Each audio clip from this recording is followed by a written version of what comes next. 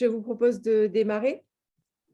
Catherine, bonjour. Bonjour Nathalie, bonjour Pierre, bonjour à tous.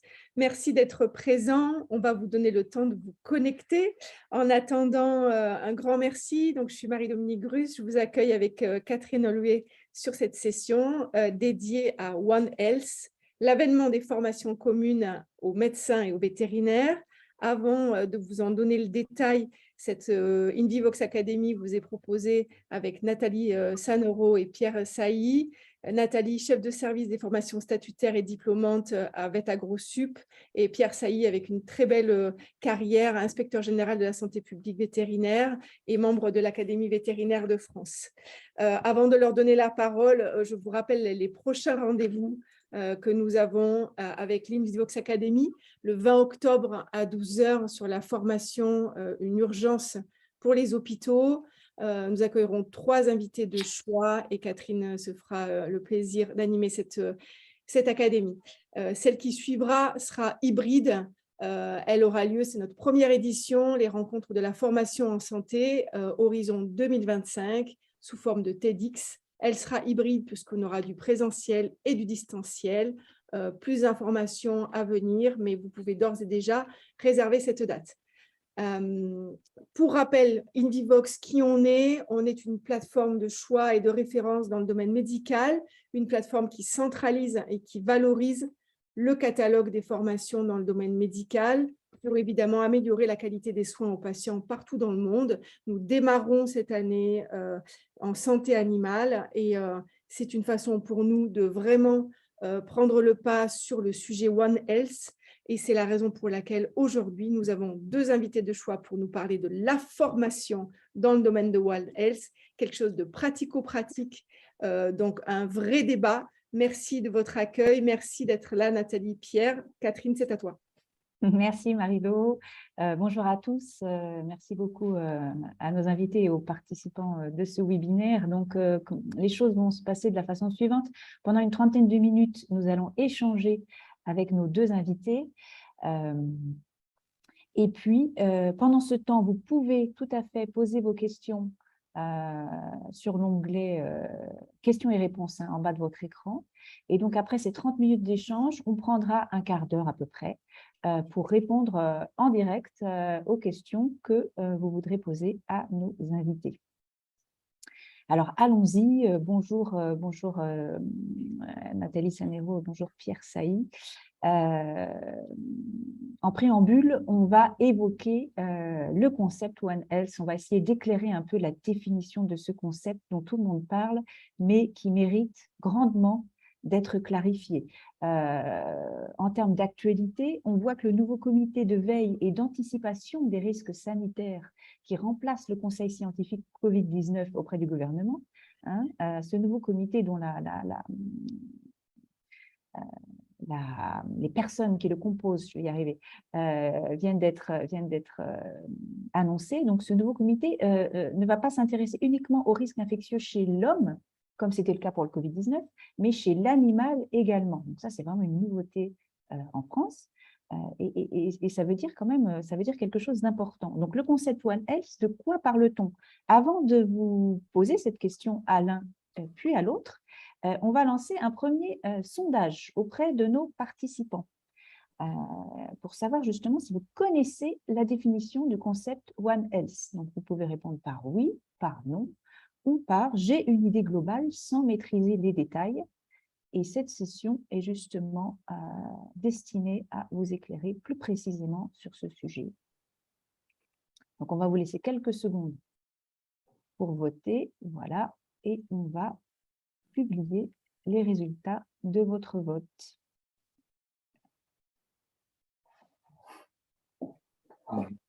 Voilà, donc oui, 44%, non, 0%. Tout le monde a une idée de ce qu'est le concept One Health. Et puis, une majorité quand même d'entre vous qui a une idée globale sans maîtriser les détails.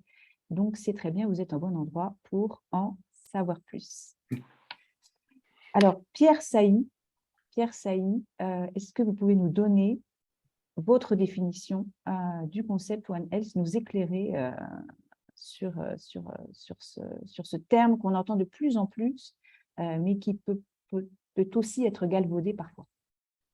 Oui, le résultat du sondage ne m'étonne pas du tout. Juste un mot très rapide pour parler de moi, et puis après je ne recommencerai pas, je vous promets. Si j'ai, je pense, légitimité pour parler de cette question, ce n'est pas tant parce que je suis inspecteur général ou que membre de l'académie, encore que ça a son importance, mais c'est parce que j'ai trempé mes mains dans le concept One Health en tant que professeur dans les écoles vétérinaires, puis pour avoir dirigé une école vétérinaire à Nantes pendant de nombreuses années. Voilà, je voulais dire ça juste pour dire que ce que je vais dire est basé sur l'expérience. Alors, pour répondre à votre question, la première chose que je dirais, et je pense que ma collègue sera d'accord, c'est que maintenant, il conviendrait, à mon sens, d'éviter d'utiliser le terme concept, parce que ça donne une idée, je pense, un peu théorique, un peu futuriste des réalités. Et en fait, je pense qu'il vaut mieux maintenant tout simplement, modestement, parler d'une approche intégrée de la santé, qui est quelque chose de plus opérationnel, qui est basé sur des réalités dont tous les deux, nous allons essayer de vous donner quelques exemples. Alors, concernant la définition, ce n'est pas tant ma définition. Il y a une définition maintenant officielle qui a été élaborée par un groupe d'experts internationaux qui appartiennent à un large éventail de disciplines scientifiques et de secteurs. Et cette définition, celle que je vais vous donner, elle est agréée donc par l'OMS, par la FAO, par l'OIE et par le Programme des Nations Unies pour l'environnement.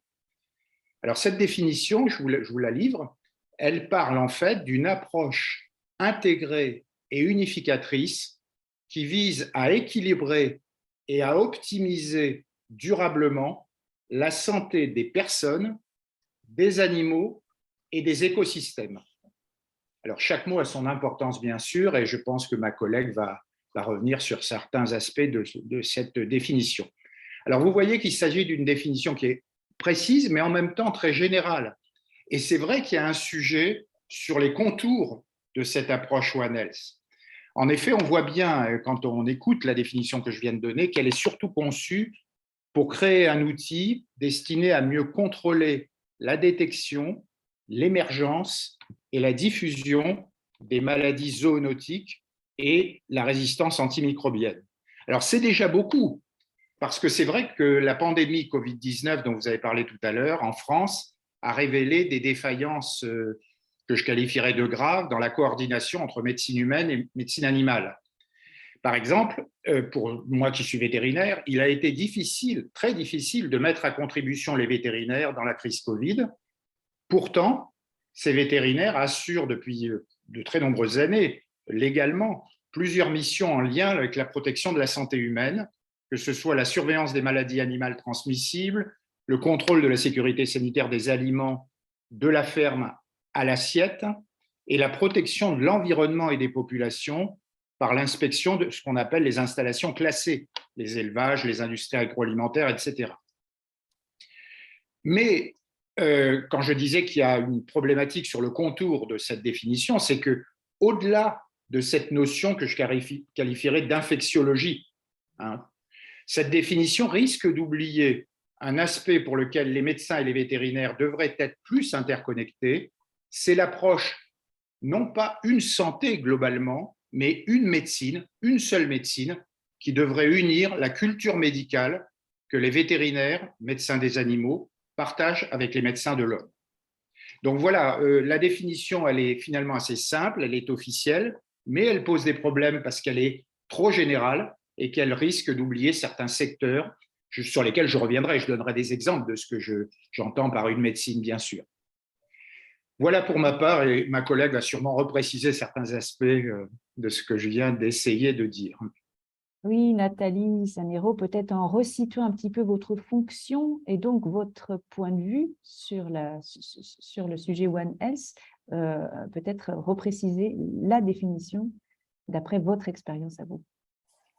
Alors, bonjour tout le monde, donc, Nathalie Sanero, je suis vétérinaire et j'ai été praticienne, puis j'ai passé le concours de la fonction publique. Donc maintenant, je suis, après avoir été en département, chef de service de la formation initiale et statutaire à l'ENSV, dans le cadre donc un DE One Health, d'où ma présence aujourd'hui, hormis que c'est un sujet qui me tient à cœur aussi.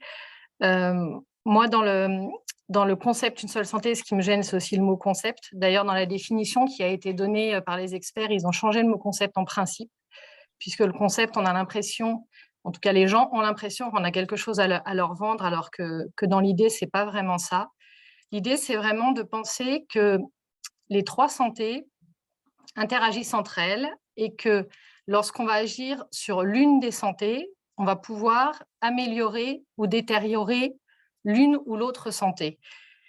Et de fait, il faut que lorsqu'on crée des politiques publiques, lorsque l'on met en place des projets bien pensés dans ces trois dimensions, pour avoir des politiques publiques qui soient plus constructives et plus tournées sur le long terme que sur l'urgence. Et il faut vraiment voir ça dans le sens que la santé de l'environnement impactera la santé humaine et la santé animale, comme ce que l'on fera sur la santé humaine pourra impacter l'environnement et la santé animale, et inversement, et que parfois d'ailleurs, en agissant sur l'environnement, on pourra améliorer une des deux autres santé, ce qui est un regard qu'on n'a pas forcément toujours, puisqu'on est souvent plus dans le curatif et dans le soin, et il va falloir repenser à être plus dans le préventif.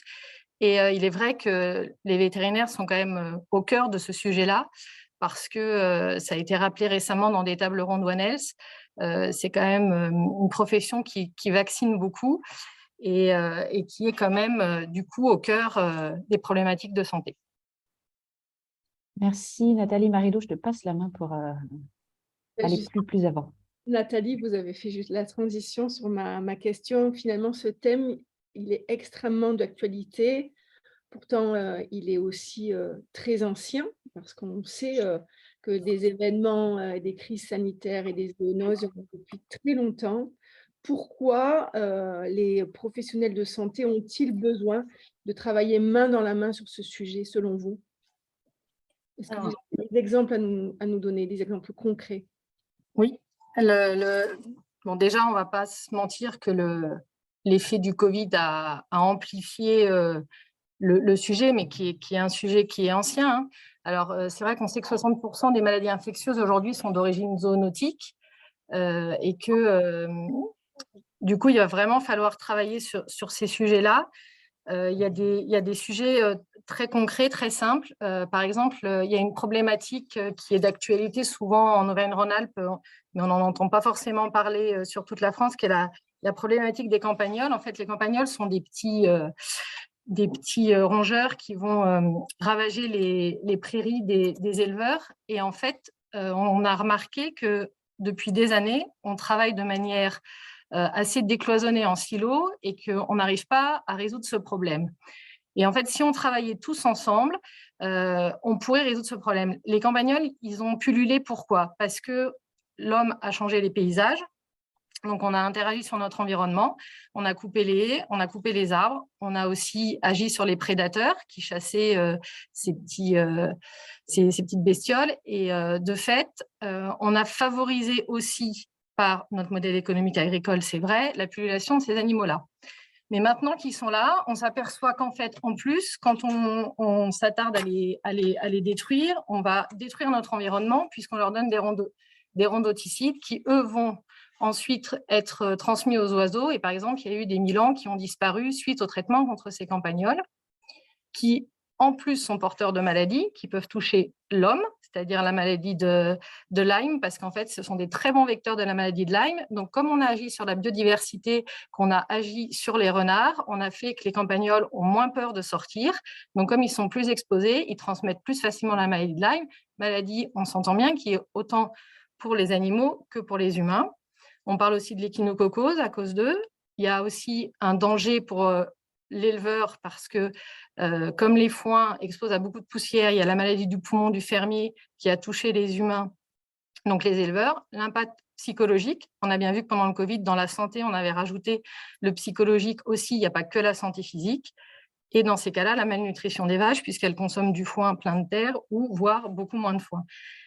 Et ce problème-là ne pourra être résolu que lorsque l'on se mettra tous ensemble à travailler sur ce sujet, c'est-à-dire les médecins, donc la MSA, les vétérinaires, parce qu'il y a aussi donc, les maladies qui sont transmises aux vaches, mais aussi les écologues pour aider à appréhender le milieu général et comment on peut travailler sur ce problème-là tous ensemble.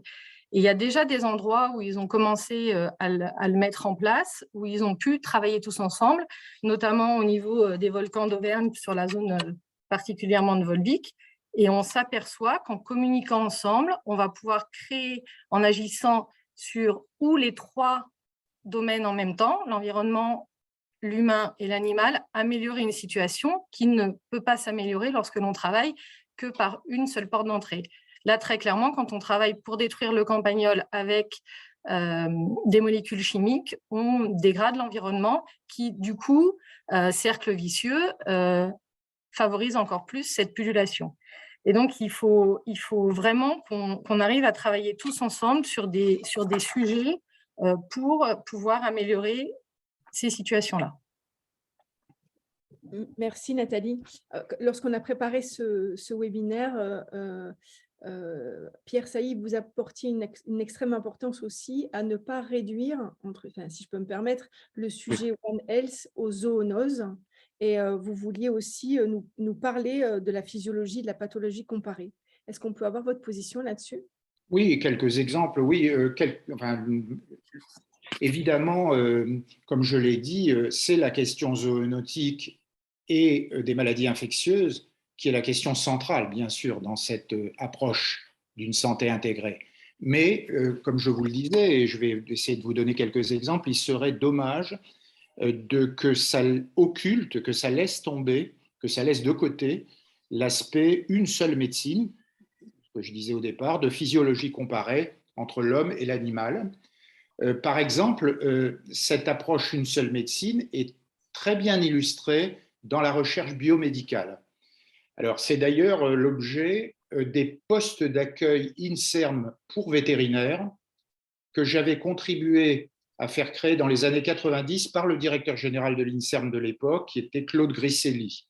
Et cette possibilité de poste d'accueil INSERM pour vétérinaires est fondée sur l'idée que la culture médicale et la recherche biomédicale doit être partagée entre médecins et vétérinaires. Et d'ailleurs, cette possibilité de poste d'accueil INSERM pour vétérinaires est encore trop peu exploitée.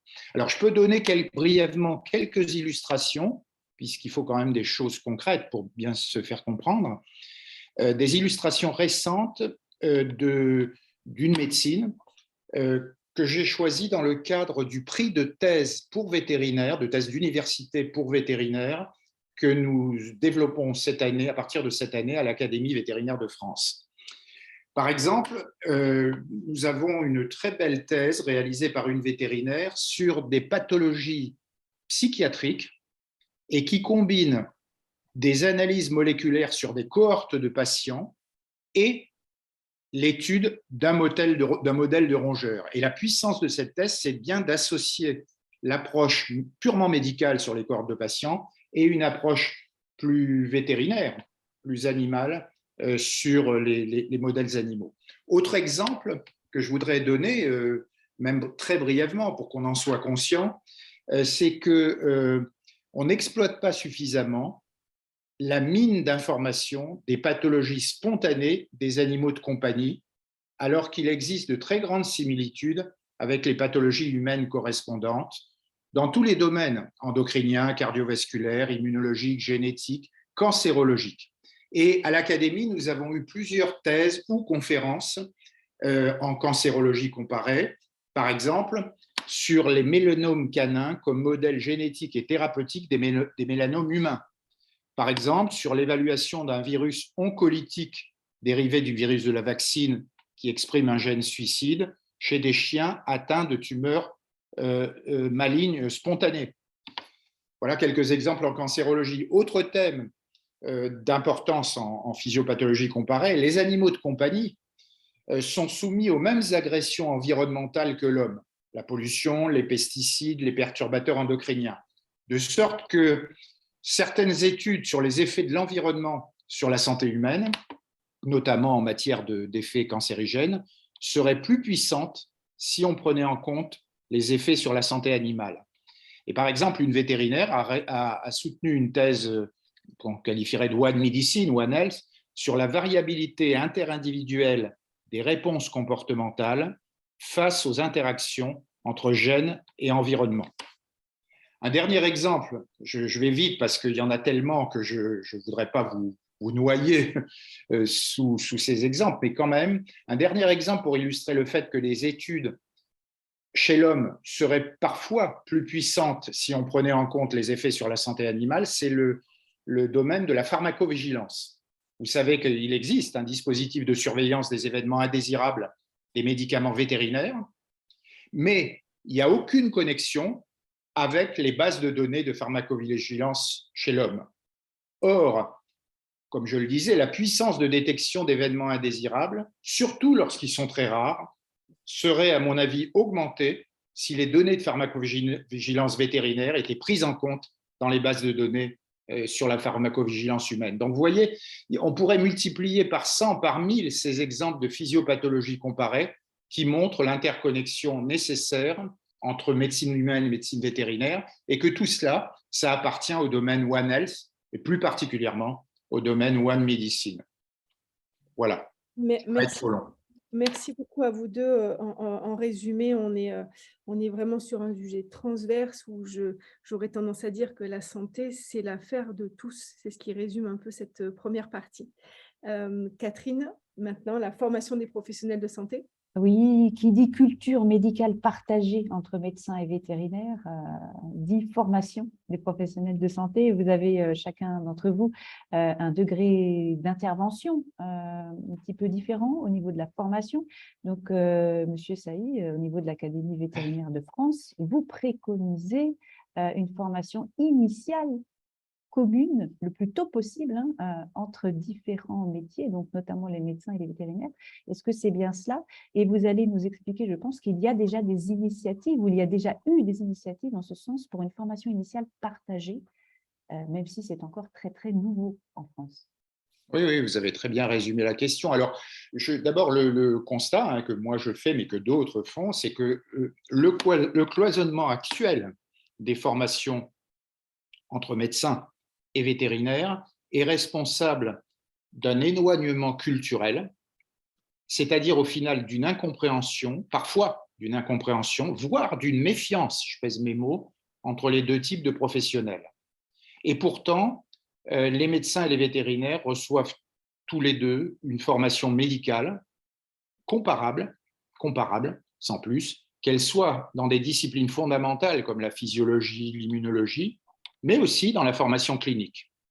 Et c'est donc dans la formation initiale qu'il faut avant tout décloisonner pour que la démarche Une seule santé devienne un automatisme entre les professionnels et une réalité, et qu'elle ne relève pas simplement, comme le disait ma collègue en introduction, d'une démarche parfois d'opportunité, voire d'éléments de langage sans traduction durable, et que cette formation commune supprime, pour moi c'est très important, je vais donner des exemples, supprime la méfiance respective à laquelle on assiste parfois.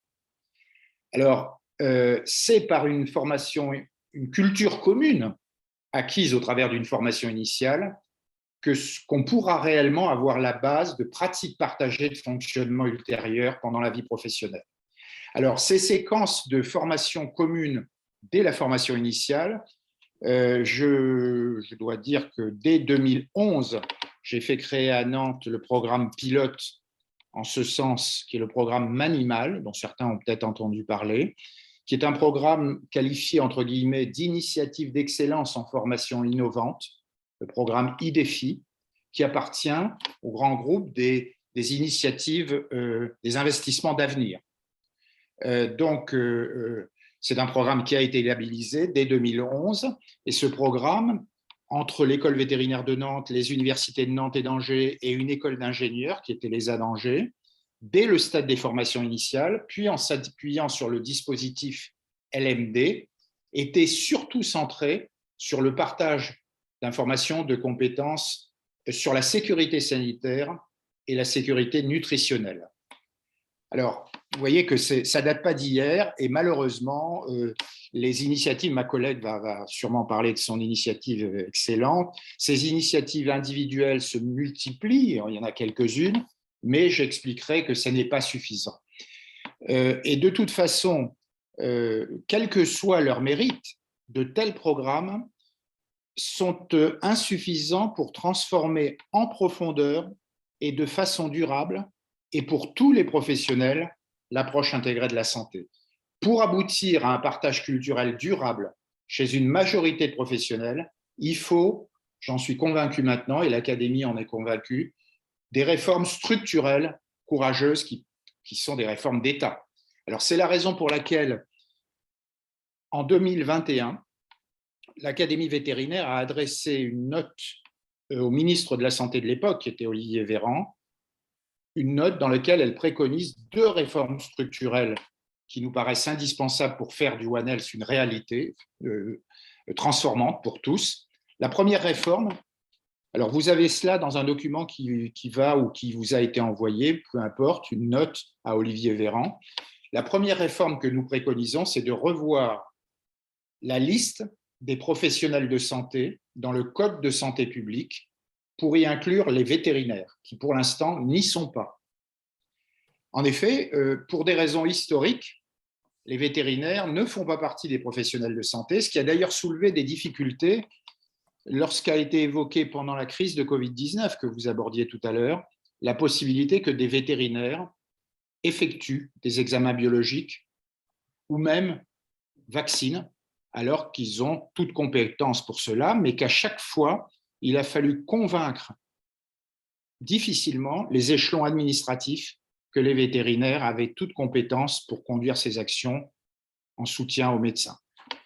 La deuxième réforme structurelle que nous préconisons dans la note à Olivier Véran et dans plusieurs avis de l'Académie, pour décloisonner en profondeur et durablement des formations communes dans les cursus initiaux, c'est que nous pensons que les tutelles ministérielles des écoles vétérinaires doivent être revues. Vous savez que pour l'instant, les écoles vétérinaires sont sous tutelle unique du ministère de l'Agriculture, de l'Alimentation et des espaces ruraux. Je ne sais plus comment on dit maintenant parce que le nom change chaque année. Mais en tout cas, nous préconisons que les écoles vétérinaires, comme les facultés de médecine, soient assujetties toujours à une tutelle du ministère de l'Agriculture, bien sûr, mais aussi à une tutelle du ministère de l'Enseignement supérieur et de la Recherche, voire au ministère de la Santé. Et ces 2 réformes conjointes, tutelle commune plus appartenir à une grande famille des professionnels de santé dans le Code de la santé publique, c'est ça qui serait de nature à transformer vraiment les choses dans l'esprit One Health. D'ailleurs, il faut noter que le conseil scientifique Covid, qui a été relayé par un comité dont on parlera dans quelques instants, a fait la même analyse et a produit une contribution One Health qui est sur le site du ministère de la Santé, contribution en 2022, en février 2022, avec une préconisation d'une plus grande collaboration interministérielle et la nécessité de décloisonner durablement les formations initiales de ces professionnels du grand groupe de la santé. Voilà, j'ai été un peu long, mais c'est important d'être assez précis sur les réformes à effectuer, au-delà des exemples concrets, des programmes qui sont méritants, mais qui seront insuffisants si on ne va pas au-delà. Les participants à ce webinaire peuvent retrouver justement les liens vers les documents que vous avez cités, M. Saïd, dans la discussion. Vous avez un lien vers le programme Manimal, un lien vers la note One Health qui a été rédigée par l'Académie vétérinaire de France et adressée à Olivier Véran l'année dernière. Donc, dans la discussion, vous trouvez les accès à ces documents. N'hésitez pas à consulter le volet discuté. Nathalie Sanero, vous intervenez bien sûr aussi dans la formation des professionnels de santé via votre diplôme d'établissement One Health. Donc, vous intervenez un petit peu plus tard, vous n'intervenez pas en formation initiale du coup. Pourquoi une formation diplômante sur ce sujet? Pourquoi avoir créé récemment une formation diplômante sur ce sujet et à qui s'adresse-t-elle exactement? Alors, je ne vais pas m'attribuer le mérite parce que moi, je n'étais pas encore à l'ENSV quand la formation a été créée. Donc, ça a été créé notamment par Sébastien Gardon et Amandine Gauthier, qui sont donc sociologues et qui interviennent depuis longtemps à l'École nationale des services vétérinaires. L'idée, c'était de créer un lieu de rencontre. Donc, c'est 3 semaines de formation qui sont pour tous les personnels de santé, les médecins, les infirmiers, les vétérinaires. Il y a des écologues qui viennent, il y a des gens qui travaillent dans l'économie qui sont venus, des décideurs locaux aussi, et des gens qui sont formateurs dans les lycées agricoles, qui sont venus voir ce que c'était, puisque aujourd'hui, dans les lycées agricoles, on parle aussi beaucoup de ça et de comment produire autrement. Et en fait, l'idée de ce diplôme d'établissement, c'est d'inviter à prendre un petit peu de hauteur dans le domaine de la santé globale et au niveau territorial, national ou même international, puisqu'on rencontre beaucoup d'acteurs. Il y a beaucoup de personnes qui viennent partager leur expérience. Ça s'appelle DE One Health en pratique. Et en fait, on parle essentiellement de choses qui sont mises en place ou qui réfléchissent à travailler dans ce décloisonnement et en associant ces 3 santé. On a par exemple la personne qui a créé la viande Blanc-Bleu-Cœur qui vient nous expliquer l'avantage des oméga-3 et de nourrir du bétail avec du lin, c'est-à-dire c'est bon en même temps pour le bilan carbone de l'environnement, mais la vache est en meilleure santé puisqu'elle augmente ses oméga-3 et nous, quand on mange ces produits-là, on a une santé cardiovasculaire qui est améliorée. Il y a des gens qui vont venir expliquer de l'OFB ce qu'ils font tous les jours, puisque l'OFB est entre la faune sauvage, l'environnement et du coup les maladies qui passent aussi aux humains. C'est beaucoup de rencontres et de réflexions tout autour de ces 3 santé. Et c'est vrai que c'est ouvert aux gens qui se posent en général déjà des questions sur l'environnement et sur notre façon de travailler. Et il y a des gens aussi du ministère qui viennent, qui expliquent comment on essaie de conduire aujourd'hui les politiques publiques. Il y a quelqu'un de France Stratégie qui était venu expliquer. Et en fait, ça permet aux plus anciens, qui n'avons pas eu la formation forcément dans notre cursus, de se former à ce principe-là et à réfléchir différemment. Voilà, donc c'est la 2e promotion actuellement ou la 3e? Alors, il y a déjà eu 2 sessions complètes. Là, on va commencer le 17 octobre, la 3e promotion. 3e promotion, ça se trouve dans quelle ville, rappelez-nous? Alors, les gars, justement, on a déjà décloisonné puisqu'on a une semaine qui se fait sur le campus de Landes au niveau des agronomes. Voilà, donc, et les 2 autres semaines se font à Marcy-l'Étoile, Voilà, et ça à côté de l'école vétérinaire. Et ça permet à des personnes en exercice de poursuivre leur activité tout à fait normalement et en plus d'être sensibilisées à ces thèmes-là. Tout à fait. Marie-Do, je te passe la main. Merci Catherine. Nathalie, juste une dernière question, finalement en complément de ce que vous venez de dire. C'est se former, mais se former pour se préparer à quoi? On entend dans vos paroles qu'il faut se former à des réflexes, qu'il faut se former finalement à être sensible, à se sensibiliser aux enjeux, mais se préparer à quoi finalement? Oui. Alors après, effectivement, ça va dépendre de la personne qui est venue suivre la formation. Donc, par exemple, on a des élus locaux qui sont venus et qui étaient vétérinaires en même temps. Mais alors, dans sa casquette d'élu, elle m'a dit on va travailler sur un sujet où d'ailleurs tout le groupe de la 2e promotion travaille sur les chenilles processionnaires.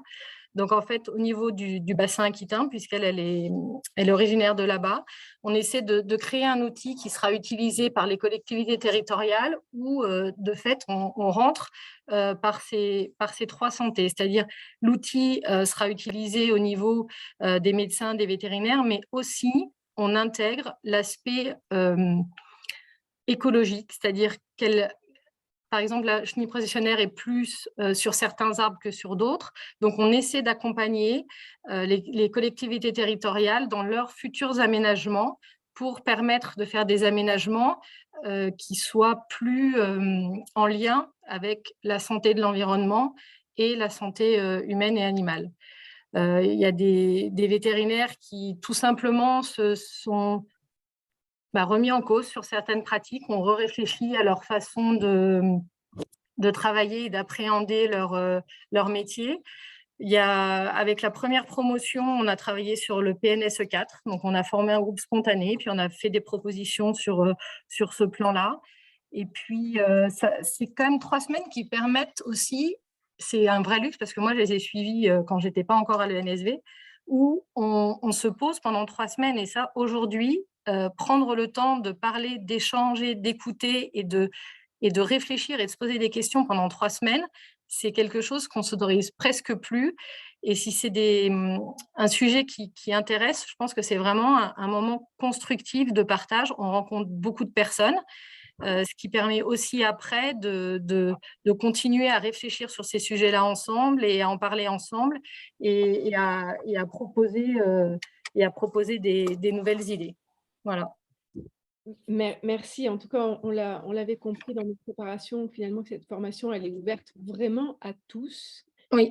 Médecins, vétérinaires, pharmaciens, éco-administratifs et même élus.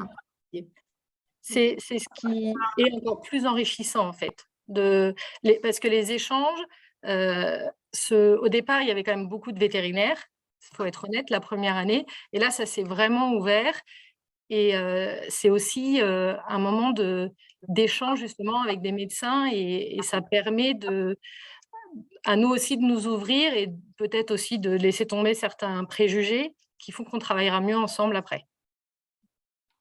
On nous le souhaite. Merci beaucoup. Pierre Sailly, pour conclure, vous nous disiez il y a l'enjeu d'une culture commune qui va au-delà des retombées immédiates. Oui, oui, absolument. À côté ou en plus des situations concrètes que vient d'évoquer notre consoeur, je dirais que une santé décloisonnée, une formation décloisonnée impactera à l'évidence 2 autres niveaux. Alors, le premier, c'est que certains conseils scientifiques ou groupes d'experts devraient, grâce à une formation réellement décloisonnée, comporter systématiquement et automatiquement des professionnels représentant cette santé décloisonnée. Parce que on attend de ces groupes d'experts et de ces conseils scientifiques des décisions complètes et rapides. Et ça, des prises de décision rapides, c'est facilité incontestablement, je peux en témoigner à titre personnel, par la compréhension et la communication simple et rapide entre les différents acteurs.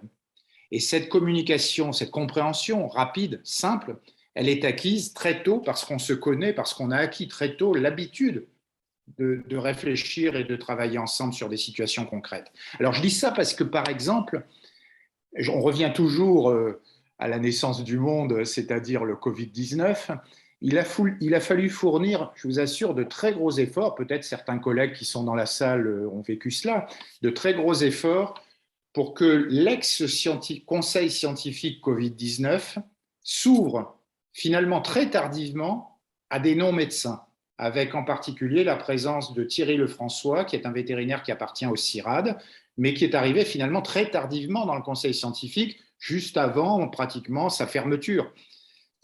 Alors, on a franchi une étape dans la constitution récente du comité de veille et d'anticipation des risques sanitaires qui relaye le conseil scientifique Covid. La composition, vous le soulignez tout à l'heure, de ce comité de veille et d'anticipation a été publié en septembre, donc très récemment. Et dès sa création, il comporte par exemple mon collègue Roger Legrand, qui est un ancien élève de l'école vétérinaire de Nantes et qui est membre de l'Académie vétérinaire. Donc sa présence dès le départ est une garantie peut-être d'une action plus durable et plus profonde. Mais ce décloisonnement et cette présence n'est toujours pas une évidence, et ça ne deviendra une évidence qu'à la condition des réformes structurelles que j'évoquais tout à l'heure. Je ne vais pas revenir dessus, mais j'ai la conviction que sans réforme structurelle de fond, on en restera toujours à des adaptations au coup par coup. Alors, au-delà de ces conseils scientifiques et groupes d'experts dont on voit que la mixité est très importante, il y a aussi des formations communes et une stratégie commune devraient aboutir à une amélioration de la gouvernance du système de santé national. Alors, je ne vais pas redétailler ce qu'est un système de santé, mais en tout cas, une chose importante, c'est que ce système de santé national regroupe des informations qui proviennent de différentes bases de données. C'est facile à comprendre. Or, je vous ai, je pense, démontré tout à l'heure qu'il y a des données que peuvent apporter les pathologies animales, par exemple sur la pharmacovigilance et d'autres choses, qui ne sont pas prises en compte dans le système de santé humain global. Et partager une formation commune, se comprendre, communiquer très tôt, c'est peut-être la garantie qu'enfin, il y aura une unicité de toutes les données disponibles qui ont trait à la même chose finalement. Et on augmente la puissance de détection de certains effets secondaires, etc.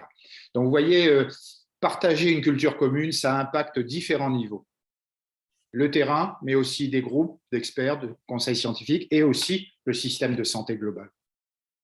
Merci beaucoup Pierre Samy, merci Nathalie Sanero. On en arrive aux questions, donc n'hésitez pas à poser vos questions. Vous avez un chat qui est disponible avec l'onglet « Discuter ». Si vous souhaitez nous poser des questions à nos participants, c'est le moment. On va ouvrir juste un tout petit sondage, le temps de vous donner le temps de taper vos questions si vous en avez. Donc, le prochain sondage est au sujet de la sensibilisation des étudiants. La sensibilisation des étudiants en médecine à la santé animale et environnementale et celle des étudiants vétérinaires à la santé humaine devrait-elle être obligatoire? C'est à vous de répondre. On vous donne quelques secondes.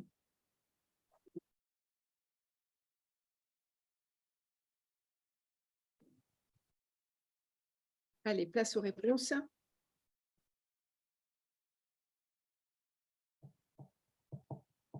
Alors oui, à 87%, hein, oui, en raison des enjeux de santé publique actuels et futurs. Vous êtes très majoritairement d'accord pour que ces enseignements et cette sensibilisation soient obligatoires. Et évidemment, ce qui compte, c'est évidemment la coopération entre les professions. Un commentaire, Pierre Sailly? Oui, les choses progressent parce qu'on voit bien la réponse, mais en fait, les trois réponses possibles ne sont pas exclusives les unes des autres. Hein. C'est-à-dire, chacun son métier et la coopération est indispensable, mais c'est bien qu'il y ait une majorité de gens qui se rendent compte qu'il faut un partage d'informations au départ pour que ça fonctionne, très tôt. Absolument. Catherine, le point suivant est pour toi. Oui, merci Marie-Do. On va vous proposer un troisième et dernier sondage. On va faire un petit peu de prospective qui va justifier le sujet, encore plus le sujet d'aujourd'hui. Pensez-vous que les zoonoses seront de plus en plus nombreuses? On a dit tout à l'heure que 60% des maladies infectieuses sont d'origine zoonotique, déjà à l'heure actuelle. Donc ça, c'est une donnée relative. Et en donnée absolue, pensez-vous que les zoonoses seront de plus en plus nombreuses? Oui, non, ou je n'ai pas d'opinion à ce sujet.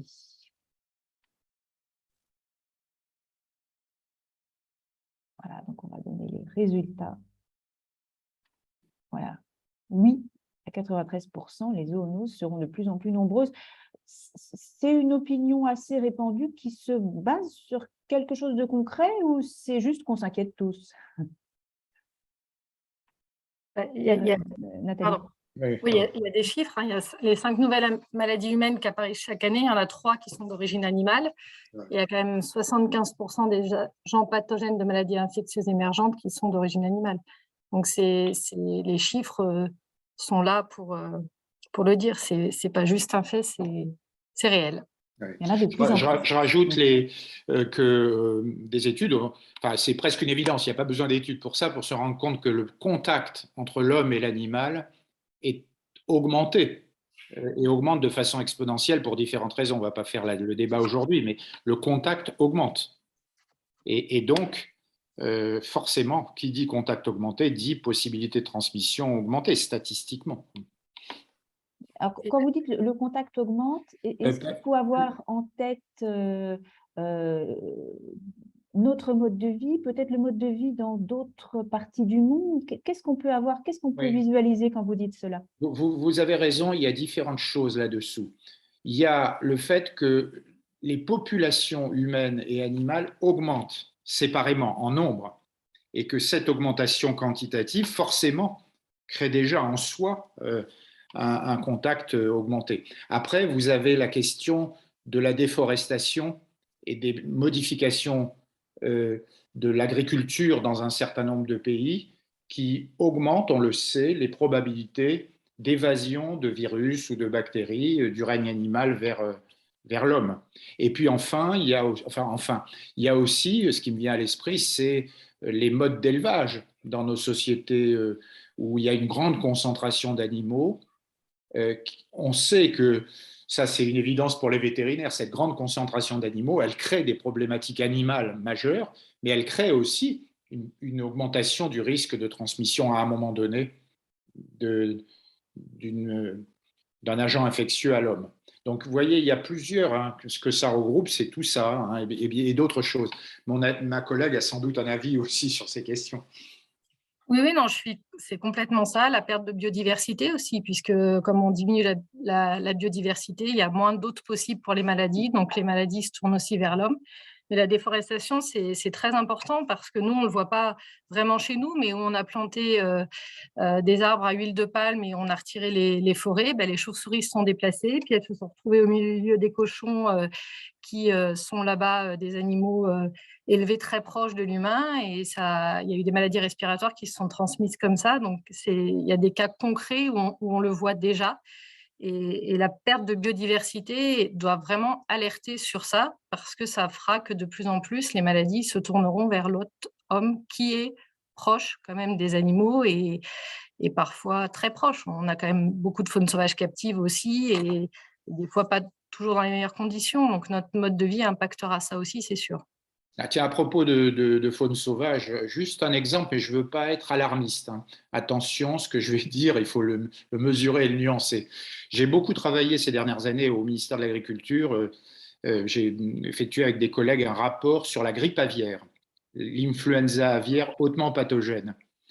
Vous savez que cette maladie est devenue récurrente, annuelle, chez l'animal, hein, et que chaque année, il y a depuis 3 ans, 4 ans, 5 ans, entre 5 et 15 millions cette année de volatiles abattus, de volatiles d'élevage, sans compter les animaux sauvages qui sont contaminés de façon chronique maintenant, hein, en provenance du Grand Nord, par les couloirs de migration, hein, je passe les détails.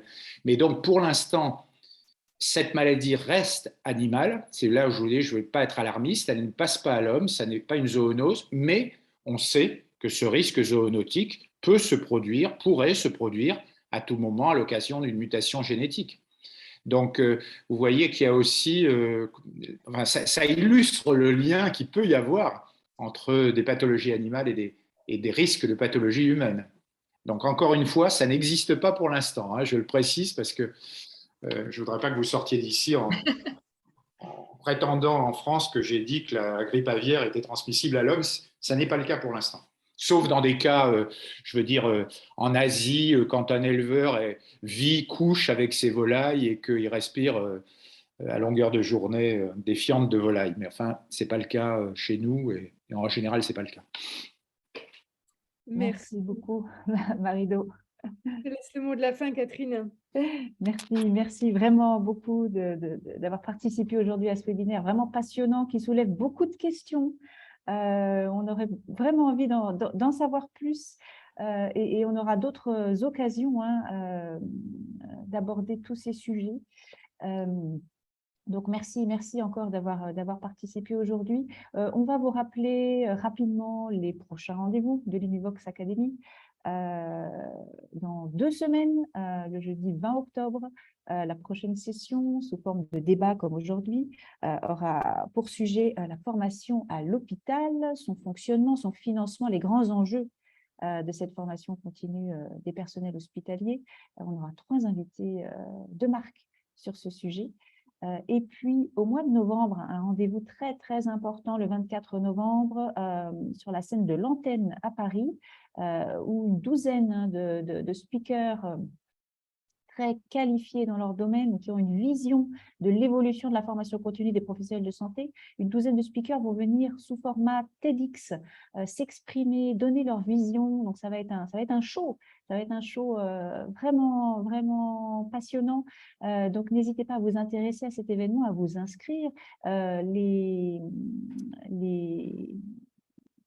bénéfices, si je puis dire, des places seront intégralement reversés à l'association Sourire à la vie qui prend en charge des enfants atteints de cancer. Donc, ce sera le 24 novembre en live, ce sera suivi d'un cocktail où vous pourrez venir échanger avec les 12 speakers. Et puis, ce sera également en ligne, donc c'est un format hybride. Voilà les 2 grands prochains rendez-vous de l'Univox Academy. Il est presque 13 heures, ça fait 1 heure qu'on est ensemble, c'était vraiment passionnant. Merci encore à Nathalie Sanero et à Pierre Sailly. Vous aurez, je pense, par mail, vous serez avertis de la préparation du replay de cette session pour pouvoir la voir de nouveau. Et puis, on vous indiquera aussi les liens vers les documents qui vous ont été indiqués pendant la session et vous pourrez retrouver ces ressources documentaires également après la session. Merci beaucoup à tous. Merci Très à bon vous. appétit. Merci Et à bientôt. Merci Au beaucoup. revoir. Merci beaucoup. À bientôt. Au revoir. À Au très revoir. bientôt. Au revoir et bon appétit.